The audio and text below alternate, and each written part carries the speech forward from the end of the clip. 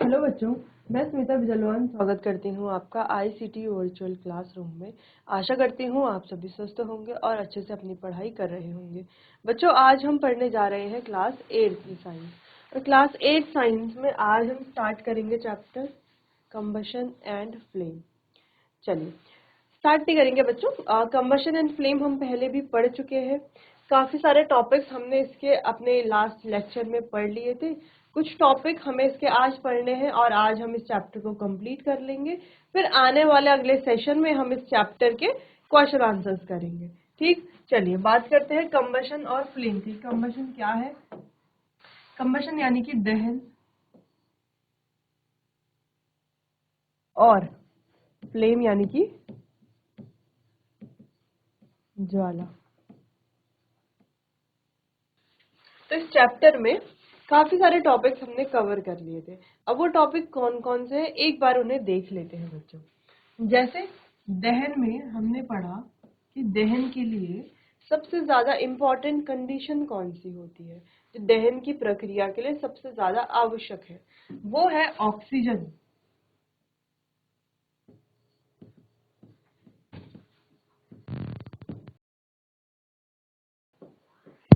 बिना ऑक्सीजन के दहन की प्रक्रिया नहीं हो सकती। ठीक है, ऑक्सीजन, ये जो ऑक्सीजन है ये मिलती कहाँ से? ये हमें वायु से मिलती है। ठीक है, और हम जानते हैं वायु में कई सारे कंपोनेंट होते हैं। जैसे कि उसमें ऑक्सीजन तो है ही, लेकिन ऑक्सीजन के साथ नाइट्रोजन है, कार्बन डाइऑक्साइड है, और भी बहुत सारी गैसेस का ये मिश्रण होती है। तो इसमें से ऑक्सीजन हमारी सबसे इम्पोर्टेंट है, जो कंबशन की प्रोसेस में कहें या हम कहें कि दहन की प्रक्रिया में जो सपोर्ट करती है। ठीक है, चलिए इसके बाद बच्चों हमने पढ़ा कि दहन जो है, जिन पदार्थों का दहन होता है उन्हें कहा जाता है दहनशील पदार्थ,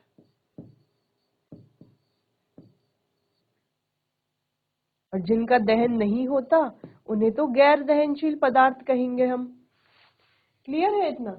ठीक है, तो दहनशील पदार्थ जिसे हम ईंधन भी कहते हैं। तो हमने यहाँ पर चैप्टर में कई सारे दहनशील पदार्थों के बारे में बात की कि दहनशील पदार्थ क्या क्या होते हैं। क्लियर? फिर इसके अलावा हमने गैर दहनशील पदार्थ के बारे में भी बात की कि गैर दहनशील पदार्थ क्या होते हैं। ठीक है, जो ऑक्सीजन की प्रेजेंस में नहीं जलते, नहीं बर्न होते। फिर इसके बाद बात की थी हमने दहन के कुछ प्रकारों की। देखो, ऑक्सीजन की प्रेजेंस और एब्सेंस के बेसिस पर भी हम इसको दो भागों में बांटते हैं।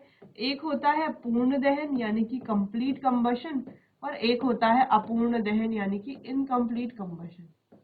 इसके अलावा भी तीन और अलग अलग प्रकार के कंबशन होते हैं। देखो, एक तो होता है तीव्र दहन, स्वतः दहन और विस्फोट।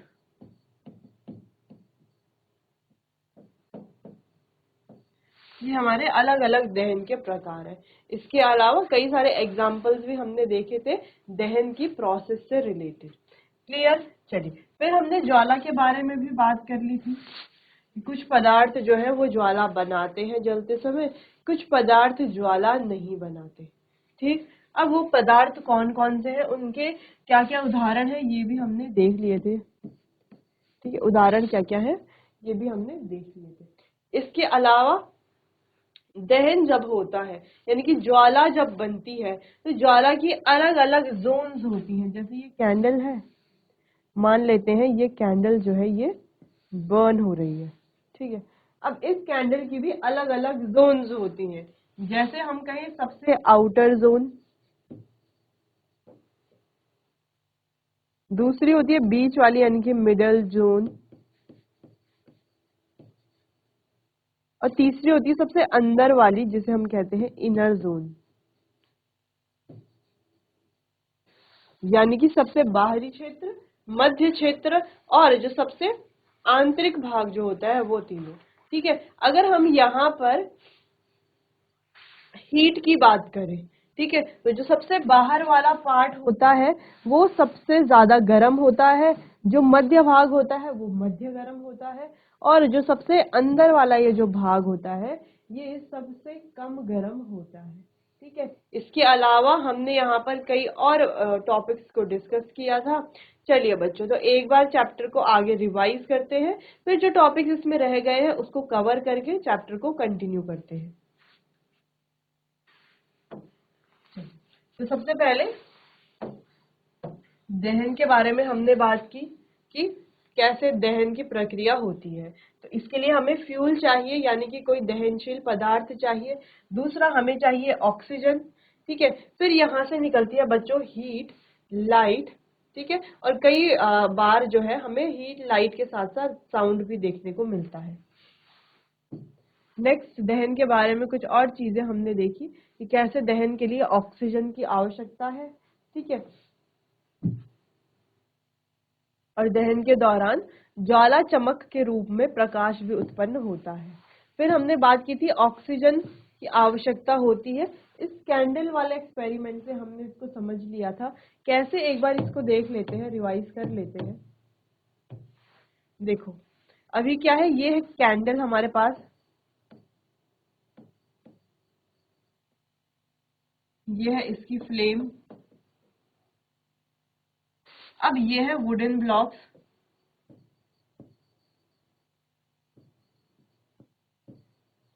वुडन ब्लॉक्स के ऊपर ये जो चिमनी है, चिमनी, ये जो चिमनी है वुडन ब्लॉक्स के ऊपर रखी गई है, ठीक है।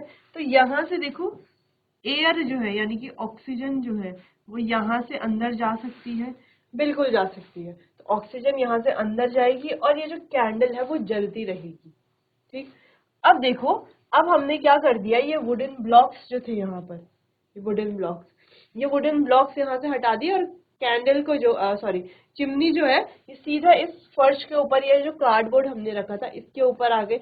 अब ऑक्सीजन की अंदर जाने की कोई जगह है ही नहीं, ऑक्सीजन अब अंदर नहीं जा पाएगी, ठीक है। तो यहाँ पर हमें देखने को मिलता है, ये जो कैंडल की फ्लेम है इसमें कंपन देखने को मिलती है, वाइब्रेट ये होती है, यानी कि फड़फड़ाने ये लगती है, क्योंकि ऑक्सीजन की पर्याप्त मात्रा नहीं मिल पाती। फिर हमने इसको ऊपर से भी क्या कर दिया, कवर कर दिया है। अब यहाँ पर बिल्कुल ही कैंडल में ऑक्सीजन नहीं मिल पाएगी, जिस वजह से ये क्या हो जाएगी, ये बुझ जाएगी,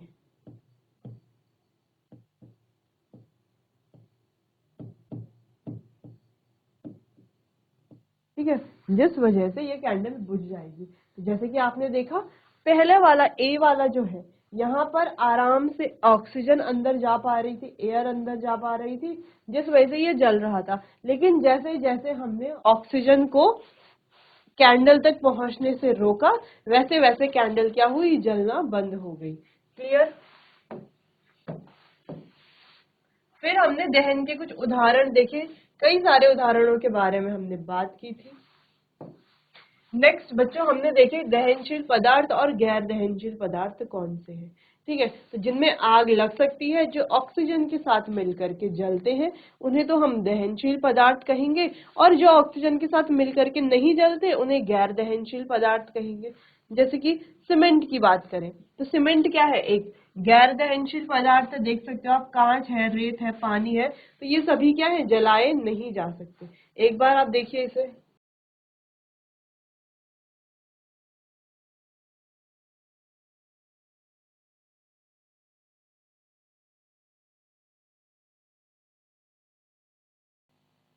चलिए आगे बढ़ते हैं। फिर बच्चों हमने कई सारे मटेरियल्स की बात की थी, है ना, कौन से दहनशील है, कौन से दहनशील नहीं है। नेक्स्ट, फिर हमने दहन के उत्पादों के बारे में बात की थी। ज्यादातर जो दहनशील पदार्थ है वो हाइड्रोकार्बन है, यानी कि हाइड्रोजन और कार्बन के ही कंपाउंड है। फिर हमने बात की थी कि हाइड्रोकार्बन्स क्या होते हैं। तो हाइड्रोकार्बन यानी कि वो कंपाउंड्स या वो ईंधन या फ्यूल्स की अगर हम बात करते हैं, जो हाइड्रोजन और कार्बन से मिलकर के बनते हैं, जैसे मीथेन है, ब्यूटेन है। तो अगर हम फॉर्मूला लिखें मीथेन का, मीथेन का फॉर्मूला है CH4, ब्यूटेन का लिखें तो C4H10, ठीक है। तो इस तरीके से ये फॉर्मूले हैं। तो ये जो फॉर्मूला है, तो आप देख रहे हो ये जो कंपाउंड बना हुआ है, ये दोनों ही कंपाउंड को देखो आप, तो किससे बने हुए हैं? ये बना हुआ है 6 कार्बन से और 10 हाइड्रोजन से। वहीं ये बना हुआ है 1 कार्बन से और 4 हाइड्रोजन से। ठीक है, यानी कि ये कैसे कंपाउंड है, कैसे मिलकर, कैसे किससे मिलकर के बने हुए हैं? कार्बन और हाइड्रोजन से ही मिलकर के बने हुए हैं। क्लियर? फिर दहन के प्रकार के बारे में हमने बात की थी कि तीव्र दहन क्या है। जैसे एलपीजी का जलना, तो इसे हम तीव्र दहन कहेंगे, है ना। कि जैसे ही एलपीजी जलती है तो उसमें हम, जैसे हम गैस ऑन करते हैं वैसे हम उसमें लाइटर या माचिस लेकर के जाते हैं तो आग जलना शुरू हो जाती है। तो एकदम से जैसे हम हीट के कांटेक्ट में उसे ला रहे हैं तो आग जल रही है। इस तरह के दहन को कहा जाता है तीव्र दहन, यानी कि रैपिड कंबशन। ठीक है। नेक्स्ट, धीमा दहन और स्वतःस्फूर्त दहन। तो स्वतःस्फूर्त दहन जहां पर दहन अपने आप होने लगता है। ठीक है, दहन यानी कि अपने आप होने लगता है। जैसे ही जो हमारा फ्यूल है वो अपने रूम टेम्परेचर पर पहुंचता है, रूम टेम्परेचर पर पहुंचते ही वो खुद से जलने लगता है। ठीक है, तो इस तरह के दहन को स्वतःस्फूर्त दहन कहेंगे, क्योंकि देखो खुद से जल रहा है ना, इसलिए स्वतःस्फूर्त दहन। बात करते हैं विस्फोट की। यहाँ पर भी हमें बाहर से बाहरी ऊष्मा हमें प्रदान करनी पड़ती है। फिर जो है हमारे जो पदार्थ है वो जलेंगे, और जलने पर क्या क्या क्या ये देते हैं? ये देते हैं हीट, लाइट और उसके साथ साथ साउंड, यानी कि ऊष्मा, प्रकाश, और साथ साथ देते हैं ध्वनि। ध्वनि भी यहाँ से निकलती है जब इन पदार्थों को जलाया जाता है। जैसे आप देख सकते हो उदाहरण में, कोई डायनामाइट है, जब उसे जलाया जाता है तो हीट निकलती है, लाइट निकलती है, और साथ ही साथ निकलता है बच्चों साउंड भी, एक धमाका भी होता है, तो ध्वनि भी निकलती है। या जैसे हम पटाखे जलाते हैं, तो पटाखे जब हम जलाते हैं तो वहां से हीट भी निकलती है, लाइट भी निकलती है, और ध्वनि भी निकलती है। ठीक है, तो यहाँ पर बच्चों हमें एक्सटर्नल हीट या प्रेशर देना पड़ता है। कभी कभी हीट प्रेशर दोनों देने पड़ते हैं। ठीक है, तो ज्यादातर हीट या प्रेशर हमें यहाँ पर देना पड़ता है। नेक्स्ट, तो वायु की आपूर्ति की मात्रा से उत्सर्जित उत्पादों के आधार पर हम दहन को दो भागों में बांटते हैं। एक होता है पूर्ण दहन और एक होता है अपूर्ण दहन। अब पूर्ण दहन में देखो क्या होता है, दोनों में डिफरेंस क्या है। जो पूर्ण दहन है, यहाँ पर ऑक्सीजन की मात्रा, ऑक्सीजन पर्याप्त मात्रा में मिलेगी दहन की प्रक्रिया के लिए। और जब ऑक्सीजन पर्याप्त मात्रा में मिलेगी दहन की प्रक्रिया के लिए, तो दहन जो है वो कैसा होगा? अच्छे से होगा। यानी कि तब जो दहन होगा जब ऑक्सीजन जो है पर्याप्त मात्रा में मिल रही है, तब हम कहेंगे उसे पूर्ण दहन। ठीक है, क्या कहा जाएगा? पूर्ण दहन कहा जाएगा। और साथ साथ यहाँ पर निकलती है कार्बन डाइऑक्साइड गैस। ठीक है, इतना ध्यान रखना है कि ऑक्सीजन जो है वो पर्याप्त मात्रा में मिल रही है, तब निकलता है यहाँ से कार्बन डाइऑक्साइड गैस। वहीं अपूर्ण दहन की बात करें तो यहाँ पर ऑक्सीजन जो है इसे पर्याप्त मात्रा में नहीं मिलता, जिस वजह से यहाँ पर गैस जो है वो निकलती है कार्बन मोनोऑक्साइड। ठीक है, इतना ध्यान रखना है। कार्बन मोनोऑक्साइड के साथ साथ यहाँ पर हमें कालिक, पानी, ऊष्मा और प्रकाश भी देखने को मिलता है। खैर, पानी, गर्मी यानी कि जल, ऊष्मा, प्रकाश तो हमें पूर्ण दहन में भी देखने को मिलता है, लेकिन कालिक हमें पूर्ण दहन में देखने को नहीं मिलती। ठीक है, कालिक यानी कि जैसे आपने देखा होगा कई सारे फ्यूल्स है, जब आप उनको जलाते हो तो उनसे निकलता है धुआं। ठीक है, धुएं के साथ साथ उनसे काला काला भी कुछ निकलता है। तो जैसे जिससे हम काजल भी बनाते हैं, कई बार जो है जब हम दिया जलाते हैं या कपूर जलाते हैं, तो कपूर जब हम जलाते हैं बच्चों, तो उसके नीचे ऊपर क्या रखते हैं? एक थाली रखते हैं। तो हम क्या देखते हैं? कपूर जब जलता है उसकी लौ जो है थाली के ऊपर, एक कांसी का जो बर्तन है उसके ऊपर जब जाती है, तो वहां पर जो है काला काला कुछ जो है इकट्ठा होने लगता है, तो उसे क्या कहेंगे? उसे हम कालिक कहेंगे। ठीक है, तो यहाँ पे डिफरेंस ये है, देखो ऐसे फ्यूल्स हैं, कुछ ऐसे फ्यूल्स हैं जिनको जब हम जलाते हैं तो वो कैसे होते हैं? वो कोई भी धुआं उत्सर्जित नहीं करते। जैसे कि आपने देखा है एलपीजी। एलपीजी भी एक प्रकार का हमारा फ्यूल है। ठीक है, और उसे जब हम जलाते हैं तो वो कभी भी धुआं उत्सर्जित नहीं करता। इसके अलावा कई सारे फ्यूल ऐसे हैं जिन्हें हम जलाएंगे तो वो धुआं उत्सर्जित करते हैं, जैसे कपूर है तो वो धुआं उत्सर्जित करता है। ठीक है, चलिए इतना क्लियर है। अब दो चीजें आप समझ गए हैं कि जब कोई भी पदार्थ जिसे पर्याप्त मात्रा में ऑक्सीजन मिलती है, जब वो जलता है तो वहां पर किसी प्रकार का कोई कालिख वो उत्पन्न नहीं करता, ना ही वो हार्मफुल कार्बन मोनोऑक्साइड गैस उत्पन्न करता है। और जहां पर ऑक्सीजन पर्याप्त मात्रा में नहीं मिल पाती कंबशन की प्रोसेस के लिए, वहां पर जो है कार्बन मोनोऑक्साइड गैस उत्पन्न होती, जो कि एक बहुत ज्यादा हानिकारक या हार्मफुल, हम कहें हार्मफुल गैस है। क्लियर? चलिए इसे देखिए आप एक बार, फिर आगे भी देखते हैं जो टॉपिक हम पढ़ चुके हैं।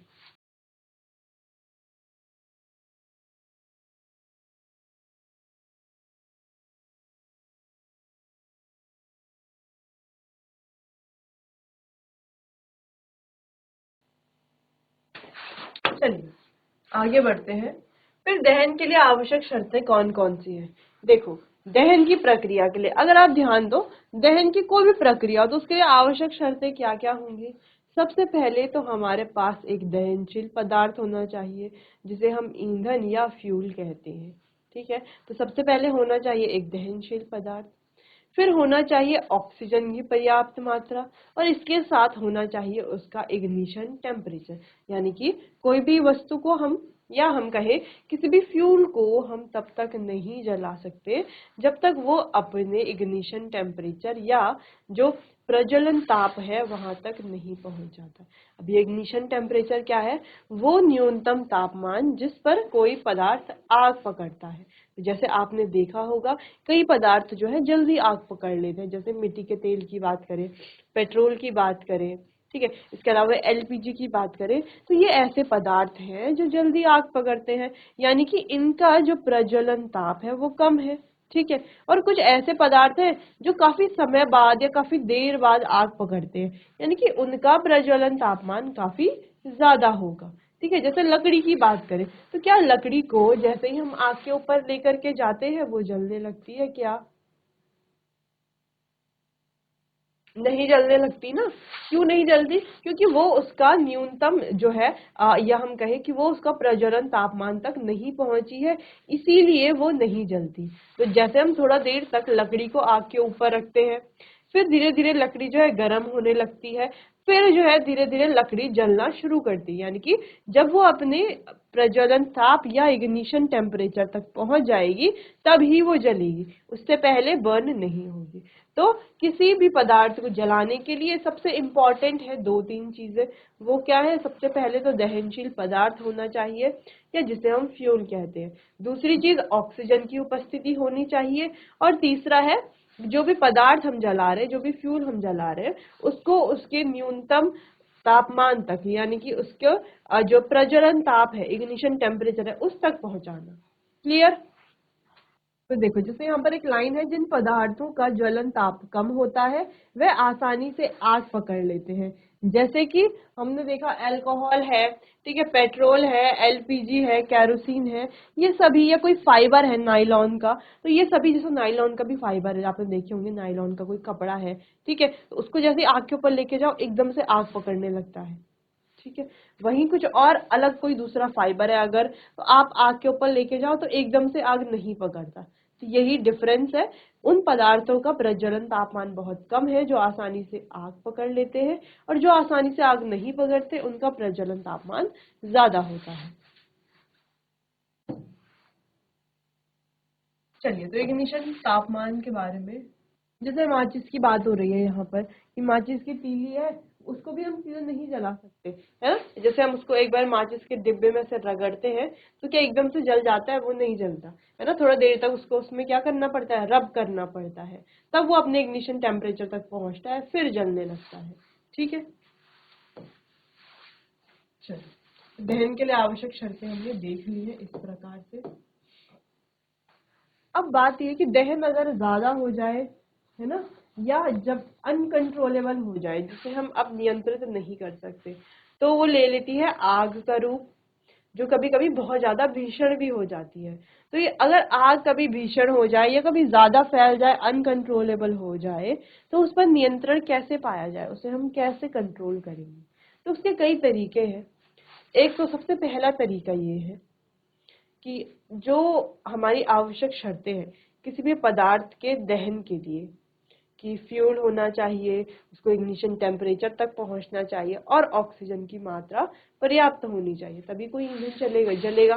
ठीक है, तो ये जो तीनों आवश्यक शर्तें हैं, इन तीनों आवश्यक शर्तों में से एक शर्त या दो शर्त भी यदि हम हटा देते हैं तो हमारा जो पदार्थ है वो जलना बंद हो जाएगा। ठीक है, तो हम उसे नियंत्रित कर सकते हैं।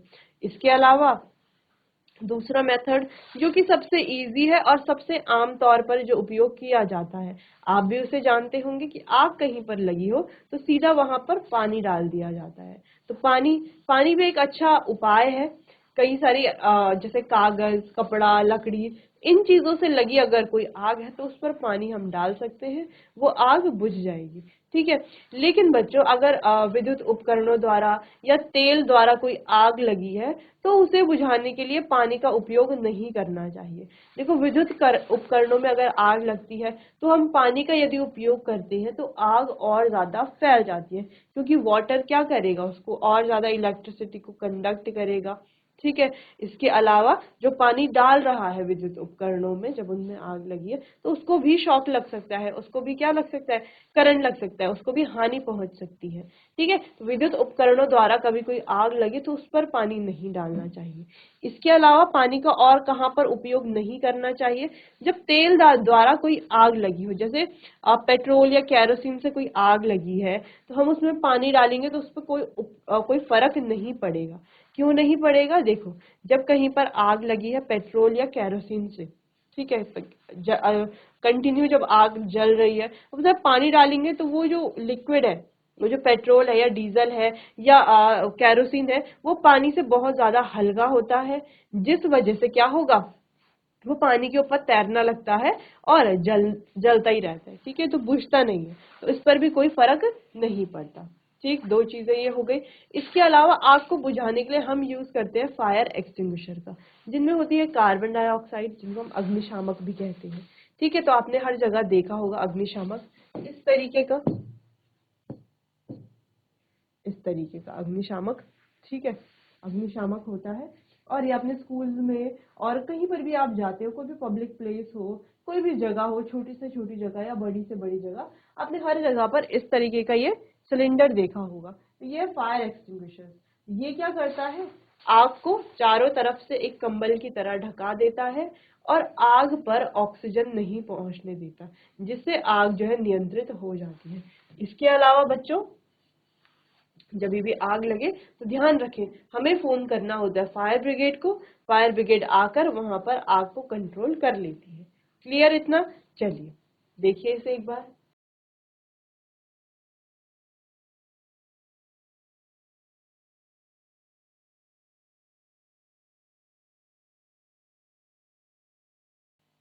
चलिए, तो अब आगे बढ़ते हैं।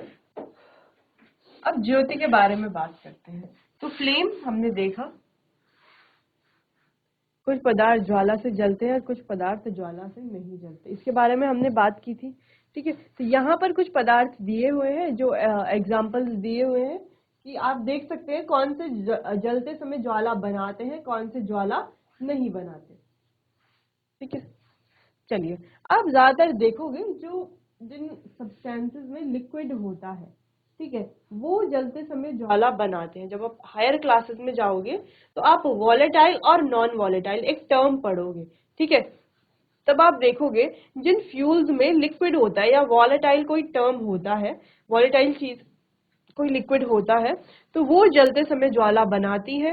जैसे आपने लकड़ी देखी होगी, है ना, लकड़ी जब जलती है तो आपने हमेशा ध्यान दिया होगा, लकड़ी जब स्टार्टिंग में जलना शुरू करती है तब तो उससे जो है ज्वाला निकलती है, इस प्रकार से फ्लेम हमें देखने को मिलती है। लेकिन कुछ समय बाद लकड़ी जल के कोयला बन जाती है, फिर उसमें कोई भी जो है फ्लेम नहीं निकलती।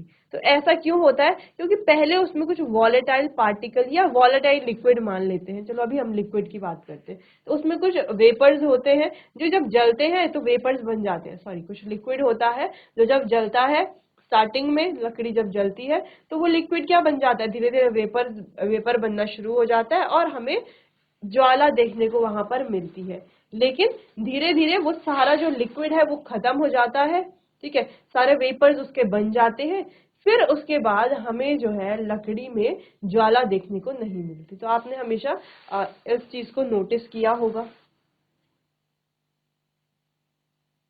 चलिए, तो ज्वाला का क्षेत्र हमने देख लिया है, outer zone, middle zone, inner most zone. यहाँ पर जो है नीले रंग का होता है, ये येलो रंग का है और ये ब्लैक कलर का है। यहाँ पर ये बाहर वाला सबसे ज्यादा गर्म भाग है, ये सबसे ये जो है मध्य गर्म है और ये सबसे कम गर्म भाग है, ठीक है। तो ये तो हो गया था लौ की संरचना। चलो, ईंधन के बारे में हम पढ़ रहे थे कि जो जब हम जलाते हैं तो जो हमें ऊष्मा उत्पन्न करते हैं, ठीक है, वो हमारे ईंधन होते हैं। जैसे कई सारे ईंधनों की हमने बात की, जैसे लकड़ी है, कोयला है, पेट्रोल है, डीजल है, तो ये सभी हमारे अलग अलग ईंधन है, ठीक है। इसके अलावा 3 प्रकार के हमारे पास ईंधन होते हैं, ठोस, तरल और द्रव्य। ठोस ईंधन जैसे कि लकड़ी है, कपूर है, ठोस है। जैसे तरल ईंधन जैसे हम पेट्रोल है, कैरोसिन है। वहीं गैसीय ईंधन जैसे सीएनजी है, एलपीजी है, प्रोपेन है, बायोगैस है, कई सारे एग्जाम्पल है। ईंधन दक्षता क्या होती है इसको हमने डिस्कस कर लिया था। तो जैसे कई सारे ईंधन है, तो जिनकी कैलोरीफिक वैल्यू ज्यादा होती है वो हमारे अच्छे ईंधन है, जिनकी कैलोरीफिक वैल्यू ज्यादा नहीं है वो इतने अच्छे ईंधन नहीं है। जैसे यहाँ पर जो टेबल दी गई है उसमें आपको दिख रहा होगा कि hydrogen, LPG, CNG, methane, kerosene, ये सभी जो है ज्यादा कैलोरीफिक वैल्यू इनकी है। यानी कि 1 किलो जब हम इन फ्यूल को जलाते हैं तो कितना हीट एनर्जी प्रोड्यूस करते हैं। तो 1 किलो जब इन सभी फ्यूल को जलाया जाएगा तो ये वाले जो फ्यूल्स है ये बहुत ज्यादा हीट एनर्जी देते हैं। तो एक अच्छा ईंधन वही होता है जो ज्यादा हीट एनर्जी देता है कम मात्रा में, ठीक। तो ये सारे हमारे अच्छे ईंधन है। बाकी जो ईंधन है वो इतने अच्छे ईंधन नहीं है, इतने कुशल वो नहीं है। फिर हमने यहाँ पर बात कर ली थी कि हानिकारक प्रभाव क्या क्या होते हैं, ठीक है। अब जब हम इन पार्टिकल्स को या इन फ्यूल्स को जलाते हैं तो इनसे कई सारे हानिकारक प्रभाव इनके होते हैं। पहला तो इससे अस्थमा जैसी परेशानियां या बीमारियां हो सकती है। दूसरा, जैसे कार्बन मोनोऑक्साइड है तो हमारे ब्लड में मिलकर के कार्बोक्सी हीमोग्लोबिन बनाती है, जिससे ब्लड जो है आगे सप्लाई नहीं हो पाता और मृत्यु तक हो जाती है, ठीक है। फिर तीसरी चीज है कार्सिनोजेनिक होते हैं, यानी कि कैंसर कॉज करते हैं। चौथी चीज, ये जो है प्रकृति का संतुलन भी बिगाड़ते हैं, ठीक है। कार्बन डाइऑक्साइड की मात्रा उत्पन्न करते हैं ज्यादा में, जिससे ग्लेशियर पिघलते हैं, जिस वजह से जो है कार्बन डाइऑक्साइड की मात्रा ज्यादा होने की वजह से ओजोन लेयर भी डिप्लीट हो रही है, ठीक है। इसके अलावा ये हवा में जाकर के जो रेन वाटर है, जैसे ज्यादातर सल्फर और नाइट्रोजन के ऑक्साइड रेन वाटर के साथ मिलकर के एसिड रेन बनाते हैं, जो हमारी फसल को, नदियों को, ठीक है, और जो हमारी धरोहर है, इमारतें हैं, उन्हें भी नुकसान पहुंचाती है। फिर हमने बात की थी लकड़ी अब क्यों नहीं जलाते, क्योंकि लकड़ी से देखो पॉल्यूशन भी होता है, ठीक है, धुआं भी निकलता है, बहुत सारी बीमारियां भी होती, कार्बन डाइऑक्साइड भी ज्यादा बढ़ती है क्योंकि जब हम जलाते हैं तो कार्बन डाइऑक्साइड निकलती है। और तीसरी चीज, इंपॉर्टेंट चीज ये है कि जलाने के बाद रेजिड्यू भी मिलता है ना, यानी कि राख, कोयला, कितनी सारी चीजें हमें मिलती है। इससे अच्छा हम एलपीजी जलाएं, जिससे ना पॉल्यूशन होता है ना रेजिड्यू मिलता है, ठीक है, नेचर भी हमारा साफ रहता है। फिर ईंधन का संरक्षण कैसे करें ये हमने बात कर ली थी। फिर हम एक लास्ट टॉपिक जो हमारा रह गया था, स्वच्छ ईंधन की ओर बदलाव, इसे देखेंगे। इन पर्यावरणीय समस्याओं के समाधान के लिए वाहनों के लिए डीजल और पेट्रोल की जगह संपीड़ित प्राकृतिक गैस यानी कि वाहनों में एलपीजी, सॉरी वाहनों में सीएनजी का उपयोग हमें करना चाहिए डीजल और पेट्रोल की जगह। सीएनजी बहुत कम मात्रा में हानिकारक उत्सर्जन करती है, जिससे एक स्वच्छ ईंधन विकल्प बन जाता है। तो ये बहुत कम बच्चों पॉल्यूशन करती है, इसलिए सीएनजी एक अच्छा फ्यूल है, जो कि हम डिस्कस भी कर चुके हैं। चलिए बच्चों, तो यहाँ पर हमारा चैप्टर कंप्लीट होता है। आने वाले सेशन में हम इसके क्वेश्चन आंसर्स करेंगे। तो आज के लिए बस इतना ही, मिलते हैं अपने आने वाले अगले सेशन में। तब तक के लिए आपका बहुत बहुत धन्यवाद।